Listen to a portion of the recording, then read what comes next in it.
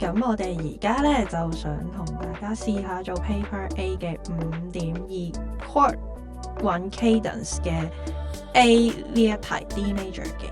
好，我哋首先咧就寫翻 D major 入邊1 chord、2 chord、4 chord、5 chord 有咩音先啦。好，1 chord 咧就有 D、F sharp、A 啦。咁2 chord 咧就係 E、G、B 嘅。4 chord 咧就係 G、B、D 啦。5 chord 咧就係 A、C sharp、E 嘅。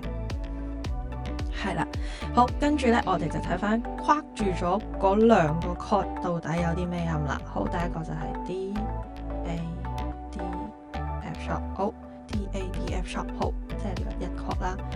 好，隔離嗰個咧就係 A、C sharp、E 啦。